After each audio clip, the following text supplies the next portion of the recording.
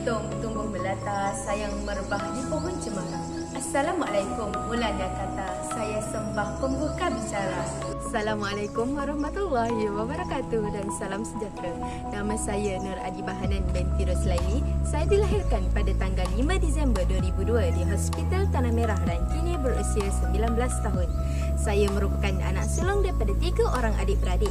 Ibu saya, Rozaini binti Mak Rahim, merupakan seorang guru dan ayah saya, Roslaili bin Ahmad, merupakan seorang pesara tentera.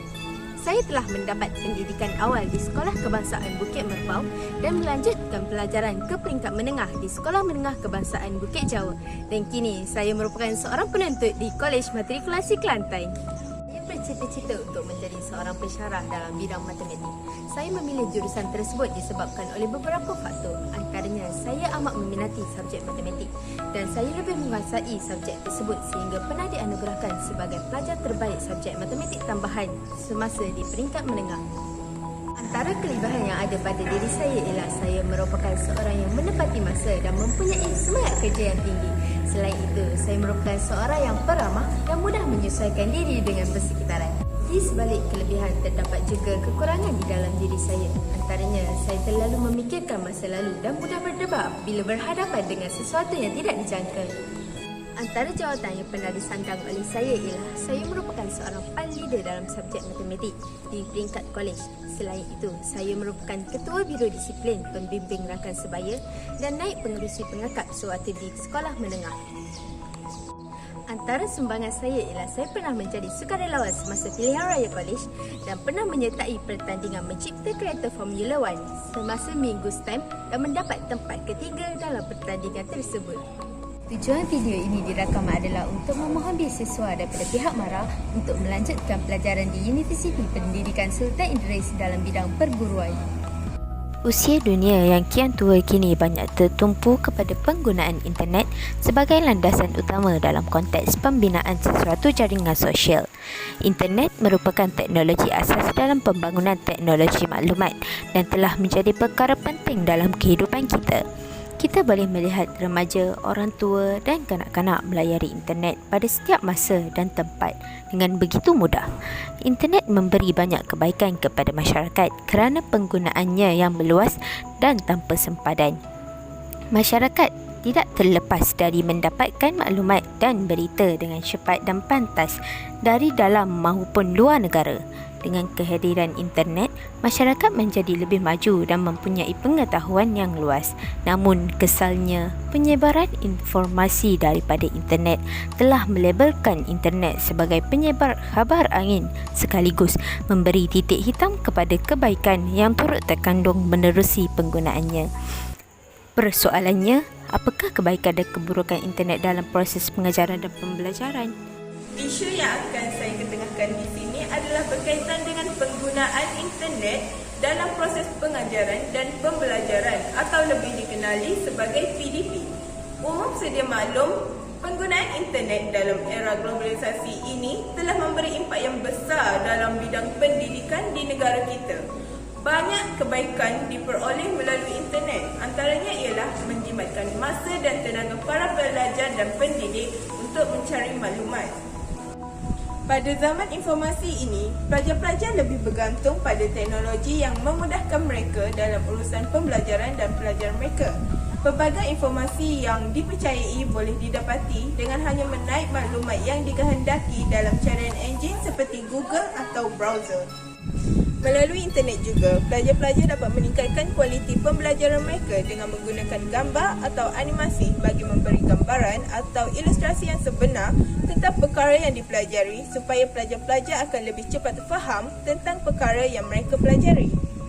Hal ini membolehkan sistem pembelajaran dan pengajaran menjadi lebih mudah bagi murid-murid dan guru-guru.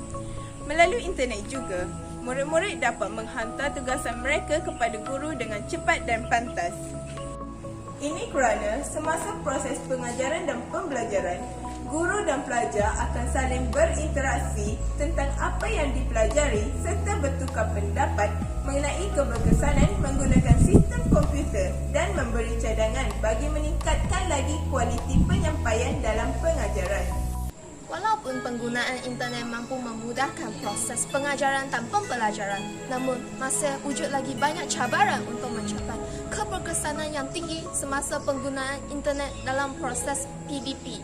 Cabaran utama yang dihadapi oleh pelajar ialah capaian kemudahan internet. Pelajar sukar mendapat capaian kemudahan internet sekiranya mereka tinggal di kawasan luar bandar atau kawasan pedalaman. Hal ini menyukarkan pelajar untuk mengikuti kelas atas talian dan mereka akan terlepas perkara yang berkaitan dengan tugasan dan pelajaran. Tambahan pula, pelajar terpaksa membayar bil telefon yang lebih untuk menaik taraf internet berkelajuan tinggi dan seterusnya memberi bebanan kewangan kepada pelajar dan keluarganya, khususnya pelajar yang tidak berkemampuan. Dari perspektif yang lain, pelajar akan menyalahgunakan internet tanpa disedari. Oleh sebab pembelajaran maya adalah berasaskan penggunaan internet, maka pelajar akan terdedar dengan pelbagai jenis maklumat sama ada yang benar atau yang palsu yang disampaikan melalui internet. Maklumat palsu yang berkaitan dengan isu sensitif perkauman akan meracuni minda pelajar kerana mereka mudah mempercayai maklumat yang tersebar di laman web. Akibatnya, perpaduan antara kaum terjejas dan seterusnya memberi kesan negatif terhadap ekonomi dan sosial negara. Sebenarnya, bukan sahaja pelajar yang akan menghadapi cabaran, tetapi pengajar juga. Bagi pengajar yang telah berkeluarga, terutamanya yang mempunyai anak kecil, pasti menghadapi kesukaran menguruskan anak-anak sambil mengajar. Lebih-lebih lagi mereka bekerja dari rumah ketika pandemik COVID-19 ini. Dalam konteks ini, pengajar mungkin mengambil inisiatif untuk mengurangkan waktu kelas atas talian atau mempercepatkan sukatan pelajaran tanpa memberi banyak tumpuan terhadap keperluan pelajar. Kesimpulannya, walaupun internet memberi banyak kebaikan kepada semua, terutamanya golongan pelajar, namun masih terdapat banyak cabaran yang perlu ditempuhi oleh pengajar serta pelajar untuk memastikan pembelajaran atas talian mencapai tahap keberkesanan yang tinggi. Dengan wujudnya sistem pembelajaran araf baru, diharapkan taraf pendidikan negara kita dapat duduk sama rendah, berdiri sama tinggi dengan negara-negara maju yang lain. Oleh itu, semua pihak seharusnya mengembelingkan tenaga dan bekerjasama seperti seikat bagai sirih, serumpun bagai serai untuk mencapai matlamat untuk mengupasuai sistem pendidikan konvensional kepada sistem pembelajaran araf baru dapat direalisasikan.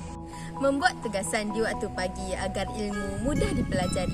Maklumat diperoleh melalui teknologi, pemangkin masyarakat teknologi tinggi.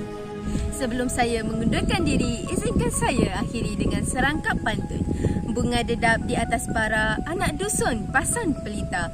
Andai tersilap tutur bicara, jadi disusun maaf dipinta.